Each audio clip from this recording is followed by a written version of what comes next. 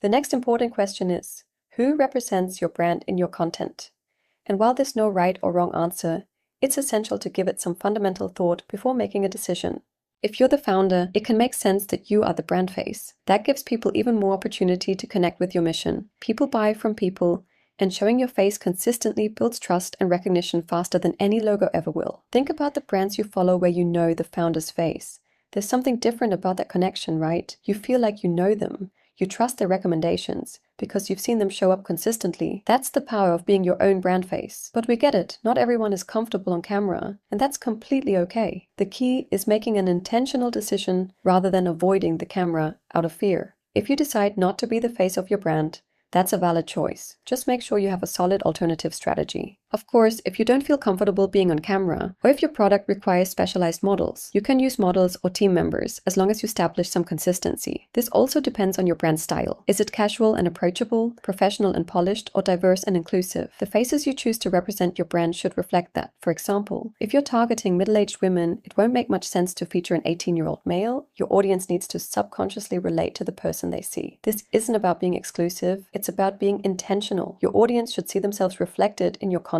But here's the nuance. While your primary brand faces should resonate with your target audience, you should also show diversity across your overall content. If you're targeting middle-aged women, feature middle-aged women prominently, but also show that your brand serves and welcomes people across different backgrounds and demographics. Especially in the age of AI, you now have the incredible opportunity to generate brand faces and use them consistently across your content. We recommend defining 3 distinct brand faces to represent your content. Here's why this is powerful.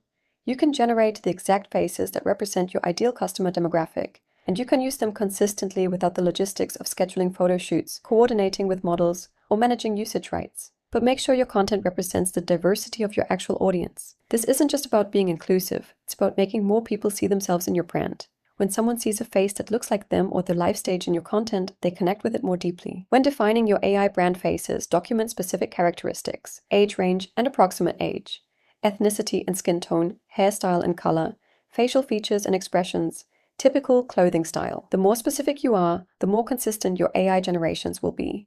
You want someone scrolling through your content to recognize, oh, that's one of your brand's people, even if they can't articulate exactly why. The next question is, what do people wear in your content? What poses feel on brand? What expressions align with your brand personality? Write these down so you're not making these decisions from scratch every time. If you're a fitness brand, maybe people in your content wear athletic wear in your brand colors. They're shown mid-movement or in active poses, and their expressions are determined and energized. If you're a luxury skincare brand, maybe people wear minimal, elegant clothing. They're photographed in serene settings with soft lighting, and their expressions are calm and content.